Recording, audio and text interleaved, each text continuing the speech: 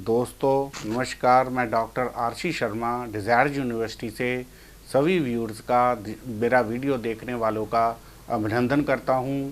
हम नए नए टॉपिक एस्ट्रोलॉजी के ऊपर लेके आते हैं जो सभी लाइक कर रहे हैं।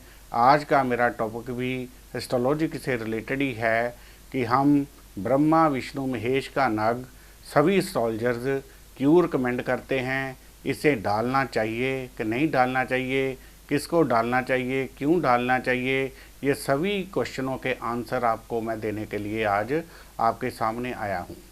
जैसे डॉक्टर हमारा शरीर कोई वीक हो तो मेडिकल लाइन के मुताबिक हमें इंजेक्शन, कैल्शियम की गोलियाँ या विटामिन आदि दे के हमारी बॉडी में आर्टिफिशियल ताकत को भरते हैं, उसी तरह हम लोग भी एस्ट्रोलॉजी के द्वारा डॉक्टरों के द्वारा जैसे दवाइयों से इलाज करते हैं, हम लोग ग्रहों के द्वारा इसका इलाज करते हैं।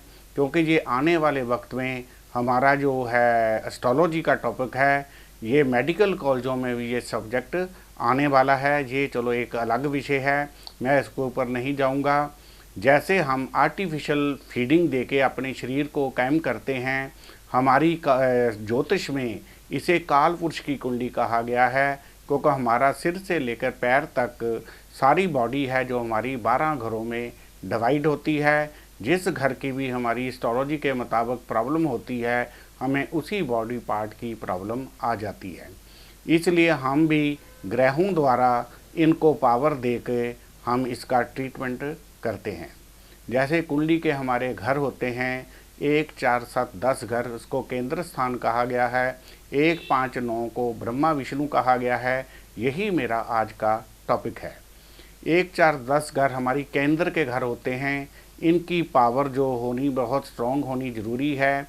जैसे सेंट्रल गवर्नमेंट और पंजाब गवर्नमेंट की एग्जांपल लें तो सेंट्रल गवर्नमेंट जिसकी अप्रोच होती है उसको पंजाब गवर्नमेंट की अप्रोच की इतनी ज़रूरत नहीं होती। इसी तरह केंद्र के घरों की अपनी इंपॉर्टेंस होती है। इसीलिए एस्ट्रोलॉजर जो आपकी कुंडली में 1, 4, 7, 10 जो केंद्र के घर कहा गया है, उसमें जो भी राशि आती है, जब उन ग्रहों की दिशा लगती है तो उसका स्टोन डलवा देते हैं। दूसरा हमारा घर होते हैं 1, 5, 9 जिसको ब्रह्मा विष्णु और महेश जी के घर कहा गया है।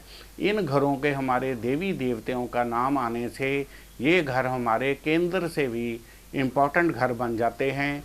इसलिए हमारे सभी एस्ट्रोलजर्स भाई ब्रह्मा विष्णु महेश का नग आपको डलवाते हैं। ये जो घर होते हैं हमारे जिनके वीक हो जाएं, इसको देखने के लिए इन घरों में परी राशि और उनके मालिक ग्रह देखें, या हमारे षट वर्ग या अष्टक वर्ग में इनके बिंदुओं द्वारा इनकी पावर दी गई हुई है। इसको एक एग्जांपल से समझें। जैसे हमारी गाड़ी के 4 टायर होते हैं, 3 टायर हम न्यू डालें और 1 टायर हल्का हो तो उस जो टायर जो बैठेगा तो हमारे तीनों टायर भी जो है बेकार हो जाते हैं। इसलिए ब्रह्मा विष्णु महेश जो घर होते हैं, इनमें से हमारी किसी घर की भी पावर वीक हो जाए, पहले घर से हमारा शरीर चलता है, शरीर होगा तो हमसे काम होंगे। 5वां घर हमारा इजी मनी का होता है, मंत्र शक्ति का होता है, बच्चों का होता है, हमारी सोशल कनेक्टिविटी का होता है। इसकी पावर होगी तो हमें ये चीज़ें प्रोवाइड होती हैं। 9वां घर हमारा होता है किस्मत का घर होता है। किस्मत के बिना इस संसार में कुछ भी हमें प्राप्त नहीं होता। सो इनको बिंदुओं की बात करें तो ये टेक्निकल पॉइंट है। एक घर की पावर जो होती है 25 पावर हमारे जो होती है वो नॉर्मल पावर है। 25 से 30-35 तक इन घरों की पावर हो जाए तो इसको हम स्ट्रॉन्ग घर मानते हैं। उनको ब्रह्मा विष्णु महेश के स्टोन डालने की ज़रूरत नहीं है। जिनकी पावर 25 या बॉर्डर लाइन पे हैं तो उनके लिए नग बहुत ज़रूरी होता है। हमारा शरीर जो है इसको किसी चीज़ की अधिक पावर मिल जाए तो वो भी नुकसान करती है। इसको एग्जांपल से समझे, हमारा 40 वाट का बल्ब है, उसमें मतलब हमारी 250 वोल्टेज आती है तो उसमें 500 वोल्टेज एकदम आ जाएगी तो वो हमारे जो ऑपरेटर्स होता है फट जाता है, या हमारे एसी फ्रिज सारे ख़राब हो जाते हैं।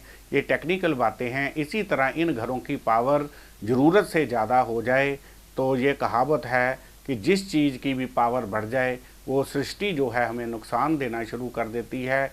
इसलिए इन घरों को कुंडली का एनालिसिस करवा के ही जिन घरों की पावर वीक हो तो इनका नग डालना चाहिए। यदि इनकी पावर ज़्यादा स्ट्रॉन्ग है तो उनको इन नगों की ज़रूरत नहीं होती। अब इन घरों को इम्पोर्टेंस क्यों दी गई है?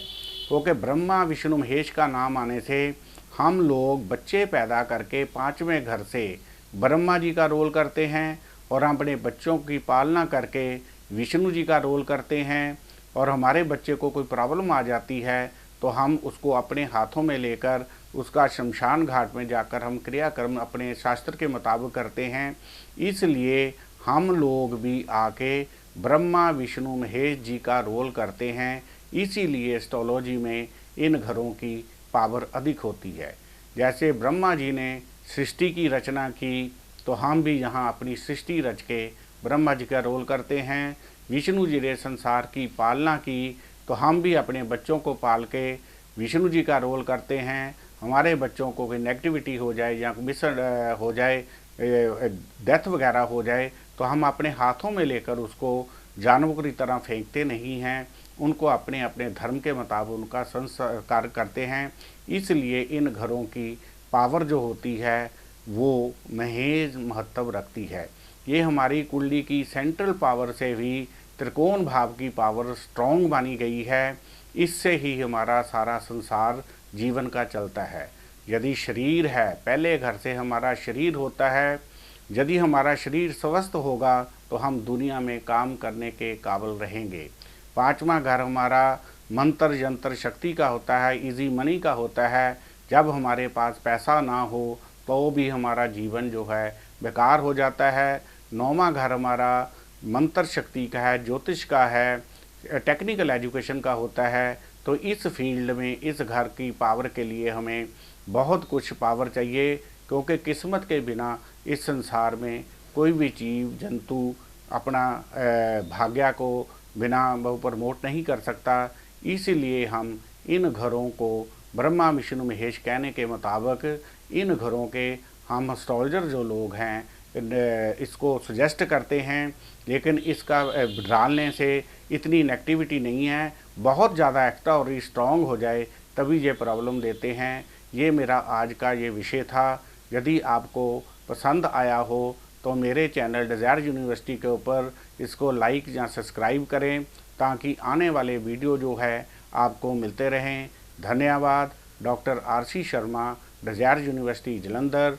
मोबाइल नंबर है मेरे 9780050013 98888222326। धन्यवाद।